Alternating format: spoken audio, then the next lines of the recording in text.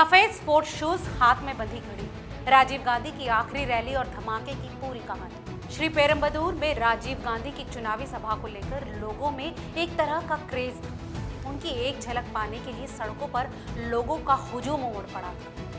उनके स्वागत में आतिशबाजियां हो रही थी। जब तब राजीव गांधी की कार की स्पीड कम होती, लोग कार के पास आने की कोशिश करते और राजीव गांधी की कार की खुली खिड़की से उनके गालों को छूने की कोशिश करते। नमस्कार, मेरा नाम है लता सिंह और आप देख रहे हैं रिपोर्टर। 21 मई 1991 रात 10:21 तमिलनाडु के श्री पेरुम्बदूर में एक चुनावी सभा में जोरदार धमाका हुआ। धमाका ऐसा कि चारों तरफ चीख पुकार मच गई। धुएं के गुबार के बीच शत विशत शव बिखरे नजर आ रहे। इस धमाके में 16 लोगों की मौत हो गई, जबकि कई गंभीर रूप से घायल हुए। घायलों को अस्पताल ले जाने का सिलसिला शुरू हुआ तो तमिलनाडु के तत्कालीन राज्यपाल भीष्म नारायण सिंह भी अस्पताल पहुंचे। उन्होंने धमाके के बारे में पूछते हुए कहा कि कोई वीआईपी भी मर गया है क्या। इस पर जवाब आया कि हाँ, देश के पूर्व प्रधानमंत्री राजीव गांधी धमाके में मारे गए। राजीव गांधी की हत्या की साजिश श्रीलंका के विद्रोही संगठन लिबरेशन टाइगर्स ऑफ तमिलियम ने रची थी। यहाँ फ्लैशबैक में इस घटना पर गौर करना जरूरी है। 1991 चुनावी साल था और राजीव की अगुवाई में कांग्रेस एक बार फिर से केंद्र की सत्ता में आने की पूरी जोर आजमाइश कर रही थी। राजीव को पूरा यकीन था कि चुनाव जीतकर वो एक बार फिर से देश के प्रधानमंत्री बने। धुआंधार प्रचार में व्यस्त राजीव गांधी का अगला पड़ाव तमिलनाडु था।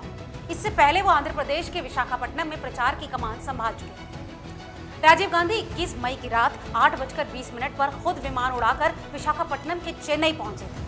वो चेन्नई एयरपोर्ट से एक सफेद एम्बेसडर कार में बैठकर श्री पेरुम्बदूर के लिए रवाना हुए। इस दौरान उनके साथ तमिलनाडु के कांग्रेसी नेता जीके मूपनार, जयंती नटराजन और मार्गथम चंद्रशेखर भी थे। उनकी कार में गल्फ न्यूज की पत्रकार नीना गोपाल भी थी। वो राजीव गांधी का इंटरव्यू करने वाली आखिरी पत्रकार थी। गाड़ियों का काफिला तेजी से श्री पेरुम्बदूर की तरफ जा रहा था। श्री पेरुम्बदूर में राजीव गांधी की चुनावी सभा को लेकर लोगों में एक तरह का क्रेज था।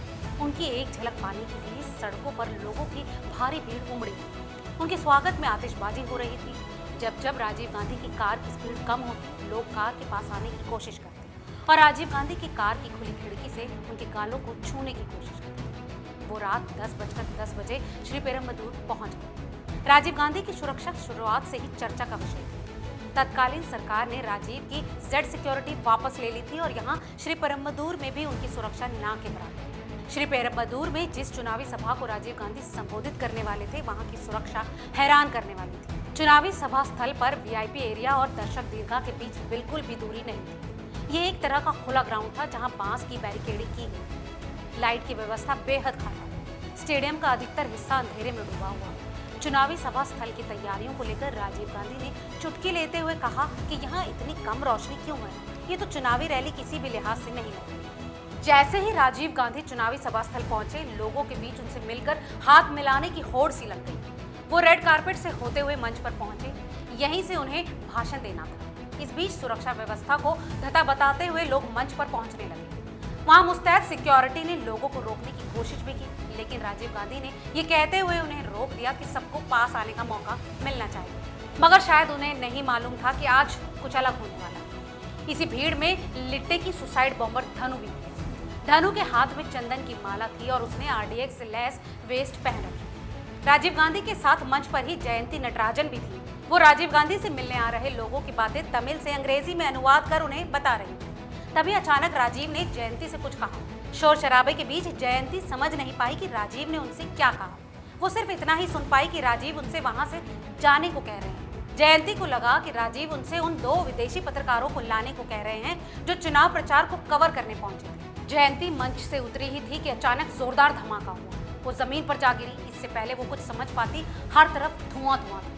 कुछ देर पहले तक दिखाई दे रही खुशी अब चीख पुकार में बदल गई। जिस समय ब्लास्ट हुआ उस समय गल्फ न्यूज की वरिष्ठ पत्रकार नीना गोपाल भी वहां मौजूद थी। वो राजीव गांधी के मीडिया सलाहकार सुमन दुबे से बातचीत कर रही थी। जैसे ही ब्लास्ट हुआ, नीना ने कहा कि ये कैसी आतिशबाजी, लेकिन अगले ही पल उनके मुंह से निकला कि अरे नहीं, ये तो बम ब्लास्ट है। नीना बताती हैं कि उनके सामने जितने भी लोग थे सब उस बम की चपेट में आ गए। जमीन पर लाशें बिछी थी।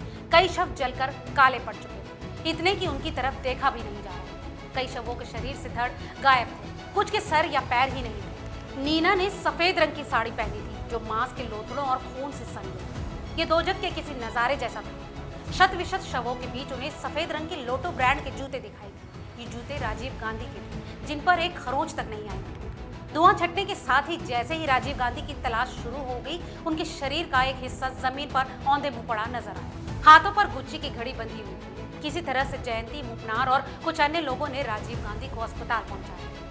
जब राजीव गांधी को अस्पताल पहुंचाया गया तो वहां मौके पर मौजूद डॉक्टर ने जयंती नटराजन से पूछा कि आप ये क्या लेकर आई। राजीव गांधी बहुत ही हैंडसम शख्स थे और आप इस शव को लेकर यहाँ आई हैं और इसे राजीव गांधी बता रही हैं। इसके बाद इसकी पुष्टि कर दी गई थी कि राजीव गांधी ने मौके पर ही दम तोड़ दिया। उसी रात 3 बजे उनके शव को मोर्चरी ले जाया गया। इस घटना में राजीव गांधी और धनु समेत 16 लोगों की मौत हुई।